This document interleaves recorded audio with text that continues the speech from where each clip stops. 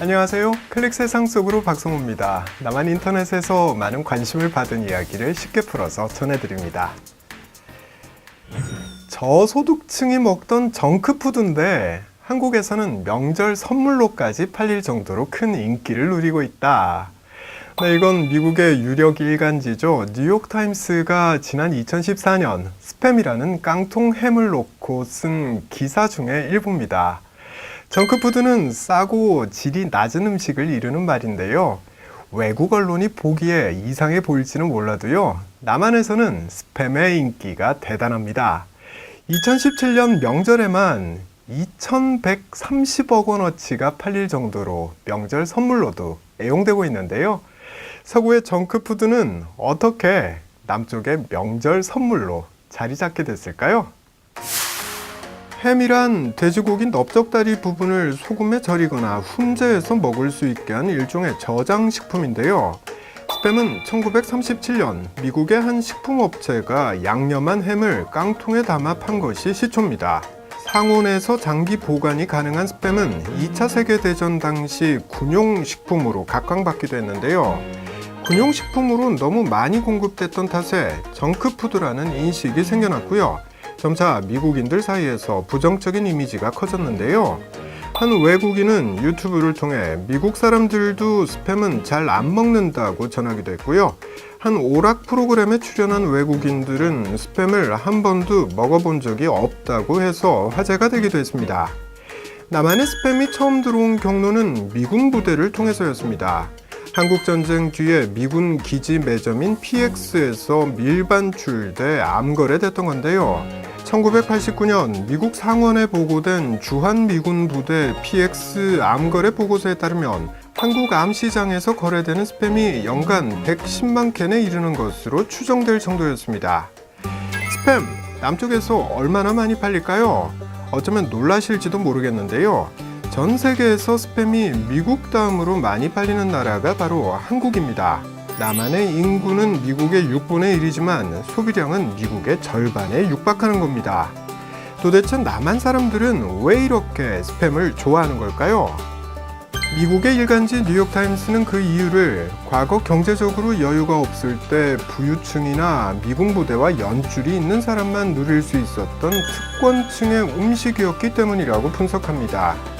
외국에서는 저소득층의 단백질 공급원이었지만 반대로 한국에서는 접하기 쉽지 않았던 수입 제품이었다는 거죠.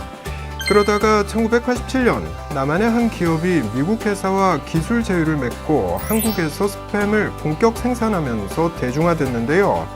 따뜻한 밥에 스팸 한 조각이라는 광고 문구를 내세워 밥 반찬이라는 인식을 심어준 것도 주요했습니다. 남쪽 사람들이 스팸을 좋아하는 이유, 인터넷 반응으로 좀 알아볼까요? 정크푸드인 건 아는데 흰 쌀밥에 스팸 구워서 먹으면 정말 맛있어요. 그게 함정입니다. 이런 의견이고요. 스팸은 김치찌개에도 기가 막히게 잘 어울립니다. 또 숟가락 위에 밥, 스팸, 김치 이렇게 올려서 먹어봤나? 맛있으면 되는 거야. 미국, 유럽 사람이 안 먹는다고 우리도 안 먹어야 되는 건 아니잖아. 이런 생각을 가지고 있습니다. 대다수의 사람들이 꼽고 있는 스팸의 인기 이유는 바로 맛있어서였는데요.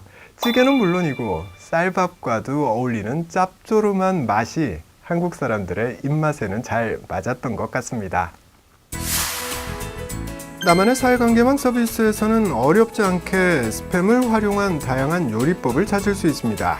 스팸을 좋아하는 사람들이 많다 보니 요리법을 공유하는 일이 늘어난 겁니다. 아무리 스팸이 맛있다고 해도 먹을 게 넘쳐나는 세상입니다. 명절 때 대형 상점에 가보면 선물 세트 종류가 정말 다양한데요. 수백 가지의 선물 세트 중에서 스팸이 최근 들어서 명절 선물 1위를 차지하는 이유 중 하나는 김영란 법 때문입니다. 법이 정한 5만 원 이하 선물로 가장 적당한 제품이 바로 스팸인 거죠. 1987년 첫 출시 때 매출 70억 원에 불과했던 스팸 선물 세트는 다양한 요인들이 맞물려 30여 년 뒤인 2017년 무려 3,580억 원의 매출을 기록하기도 했습니다. 아마 지난 추석 때 나만의 많은 분들이 이 스팸을 선물로 주고 받았을 텐데요. 따뜻한 쌀밥에 스팸 한 조각, 정말 우리 집 애들도 이거 좋아합니다. 그 어원이 뭐든 그게 어쩌다가 한국 땅에 들어왔든 이런 거 모르는 애들의 입맛도 어느새 스팸이 사로잡은 건데요. 북한에 계시는 여러분도 맛을 한번 보시면 그 이유를 아실 듯 합니다.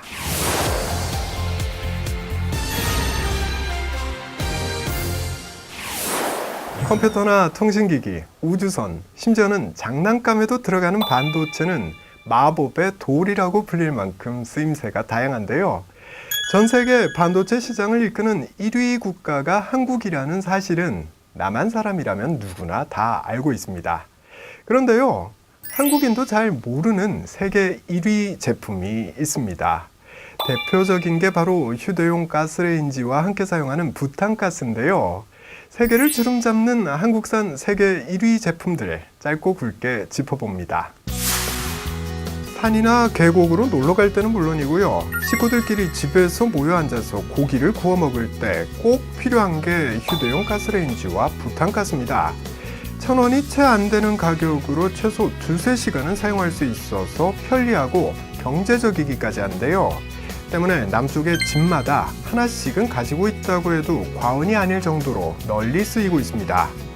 남한에서 시판 중인 부탄가스는 중소기업에서 생산하는데요.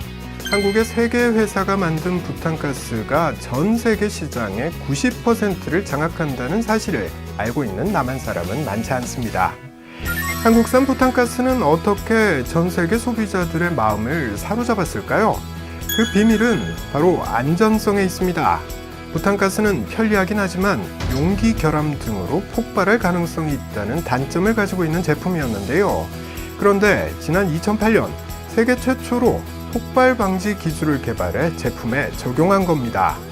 이 기술을 개발한 이후 유통된 3억 6천여 개 부탄가스 중에 사고는 단 한 건도 없었다고 하는데요. 심지어는 불에 넣어도 터지지 않는 기술도 개발해 경쟁이 치열한 세계 시장에서 많은 소비자의 선택을 받고 있습니다. 남한 사람들이 모르는 세계 1위 제품 중 오토바이를 탈 때 쓰는 보호용 장비인 헬멧도 빼놓을 수 없습니다. 한국의 어느 중소기업에서 만든 제품이 2001년부터 17년째 전 세계 오토바이 헬멧 시장에서 점유율 1위를 기록하고 있는데요. 이 회사는 2018년 평창 동계올림픽의 스켈레톤 종목에서 금메달을 땄던 윤성빈 선수의 헬멧을 제작해 관심을 받기도 했지요. 기술도 마땅한 장비도 없던 1971년부터 꾸준히 기술 개발을 해왔기에 수천 개 업체가 경쟁하는 세계 시장에서 값진 성과를 얻을 수 있었던 게 아닐까요? 한국무역협회 통계 자료를 보면요. 남한의 2016년 세계 수출 시장 1위 품목 수는 71개인데요. 품목별로는 화학 제품이 25개로 가장 많았고 그 뒤로 철강 15개, 섬유 제품 7개, 전자기계 6개 등입니다. 재미있는 사실은 세계 시장 1위 제품 중에서 절반가량을 중소기업이 만들었다는 겁니다. 이들 중소기업이 세계 시장 점유율 1위가 되기까지 걸리는 시간은 평균 14.6년입니다. 한국이라는 조그만 나라가 세계 무역 대국들과 어깨를 나란히 할 수 있는 이유는 바로 이런 세계 1위 상품들이 있기 때문일 겁니다. 세부 항목을 들여다보면 이게 어디다 쓰는 물건일지도 모를 이상한 이름들이 많습니다. 그러나 그 물건들이 세계 시장 곳곳에서 팔리며 외화벌이를 하고 있는데요. 북한도 물건을 만들어서 단둥이나 심양 등지에서 열리는 박람회에 출품을 하고 있죠. 그 상품들이 세계 1등이 되는 날을 기대해 보겠습니다. 지금까지 박성호였습니다. 다음 시간에 다시 뵙겠습니다.